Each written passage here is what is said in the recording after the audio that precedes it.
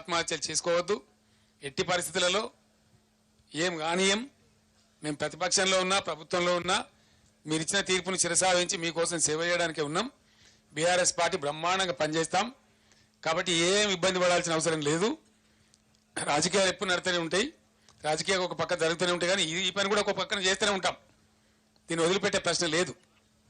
కాబట్టి ఎట్టి పరిస్థితులలో ప్రభుత్వాన్ని నిద్రపోనీయం, మేము నిద్రపోం, మీ పక్షాన ఉంటాం. కాబట్టి దయచేసి రైతు సోదరులకు నా విజ్ఞప్తి, అందరం కలిసి యుద్ధం చేద్దాం. మీరు రెడీగా ఉండండి, సిద్ధంగా ఉండండి. ఎక్కడికక్కడ ప్రజాస్వామ్య పద్ధతిలో మనకు హక్కు ఉంది కాబట్టి ఫైట్ చేద్దాం, యుద్ధం చేద్దాం. వాళ్ళు ఇచ్చిన వాగ్దానాలు అమలు చేసేదాకా, ప్రతి ఒక్క వాగ్దానం అమలు చేసేదాకా వెంటబడి తరిమి చేయించుదాం, లేకపోతే గద్దె దిగుమని చెప్పుదాం చేత కాకపోతే. ఆ విధంగా ముందుకు పోరాడదాం, మన హక్కులు సాధించుకుందాం. కానీ మీరు మాత్రం ఆత్మస్థైర్యం కోల్పోయి ఎటువంటి పరిస్థితులలో దయచేసి ఆత్మహత్యలు చేసుకోవద్దు, నిరాశకు గురి కావద్దు. ధైర్యంగా ఉండండి. మీ పక్షాన బీఆర్ఎస్ ఉంది, కేసీఆర్ ఉన్నాడు, ఎవ్వలేం ఆగం కాలేదు. కాబట్టి ముందుకు పోదాం, పోరాటం చేద్దాం. ఆ రకంగా ముందుకు పోదామని తెలియజేస్తా ఉన్నా. No questions today, no politics today. నేను తేలే 4,000 తెచ్చిన నేను. ఇనవా బాబు, బీ పేషెంట్ మిస్టర్ రాహుల్. నేను శాంక్షన్ చేయించింది 4,000 మెగావాట్ల థర్మల్ స్టేషన్. దాంట్లో వాళ్ళు ఏమన్నారంటే 1,600 మెగావాట్లు ఇమీడియట్ చేసిస్తాం, మీరు మాకు కావాల్సిన సదుపాయాలు ఇవ్వమన్నారు. అప్పుడు నేను ముఖ్యమంత్రిగానే దానికి వాటర్ అలొకేట్ చేసినాం. ఎల్లంపల్లి బ్యారేజ్ నుంచి భూమి అలాట్ చేసినాం. వాళ్ళు అడిగిన పర్మిషన్లను ఇచ్చినాం, మొదలు పెట్టినారు.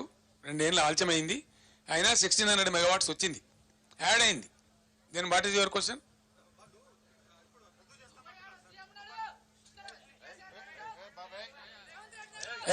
ఏ బాబు బయటకు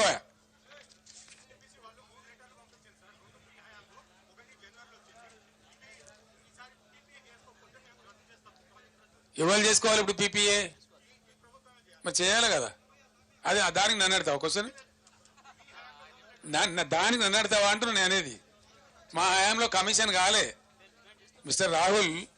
మాజీ పవర్ మినిస్టర్ నా పక్కనే ఉన్నారు, మాజీ పవర్ మినిస్టర్ నా పక్కనే ఉన్నారు. నేను పూర్తి సమాచారం మాట్లాడుతున్నా. దాన్ని ఏమంటారంటే సిఓడి చేయడం అంటాడు, కమర్షియల్ ఆపరేషన్ స్టార్ట్ చేయడం. మా టైంలో కాలే. మొన్న కదా ప్రధానమంత్రి వచ్చి కంప్లీట్ ఫైనల్ అయిన తర్వాత మొన్న నేషన్కి అంకితం చేసిండు ఆయన. ఇప్పుడు ఎవరు చేయాలి? పీపీఏ చేయాలి కదా. దానికి నన్ను క్వశ్చన్ అడుగుతావా? మీరు అందరూ వినాలా. మేము డిమాండ్ వాళ్ళు ఇచ్చింది మాకు, మేము ఉన్నప్పుడే ఇచ్చిందండి. Government is a continuous process. మీరు సిఓడి చేయండి, స్టార్ట్ చేయండి, మేము చేస్తామని చెప్పినాం. ఇయ్యాల కాదు కదా. మీకు ఇంకోటి తెలుసుకోవాలి. మీరు తెలియక మాట్లాడుతున్నారు. మీరు తెలుసుకోవాల్సింది ఏంటంటే మేము పీపీఏ చేస్తేనే కదా వాళ్ళ జనరేషన్ పని స్టార్ట్ చేసింది, వర్క్ బిగిన్ చేసింది. ఆ రోజు మేము పీపీఏ చేసినాం. That it self is an agreement.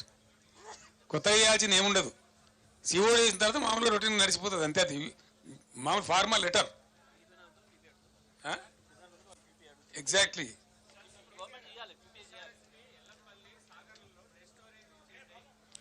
ఎందుకు చేయరని అంటున్నా నేను అనేది. ఎవరి అసమర్థత వల్ల? ఎల్లంపల్లి డెడ్ స్టోరేజ్ ఎందుకు అయిద్దండి?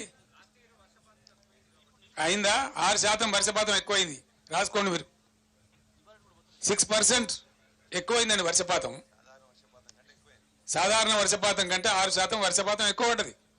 ఇది నేను చెప్పేది కాదు, ఇండియన్ మెటీరియల్ వాతావరణ శాఖ వాళ్ళు చెప్పిన లెక్క. ఇది it's not my record. What they are telling ఇది రాంగ్. నాగార్జున సాగర్లో ఇవాళ కూడా నేను చెప్తున్నా కదా, నేను ఈరోజు చెప్తున్నా కదా, ఎబో ఎండిడిఎల్ వాటర్ ఉంది. హైదరాబాద్కి ఎట్లా షార్టేజ్ వస్తుందండి? ఇక్కడ పడలేని పడగొట్టినరు.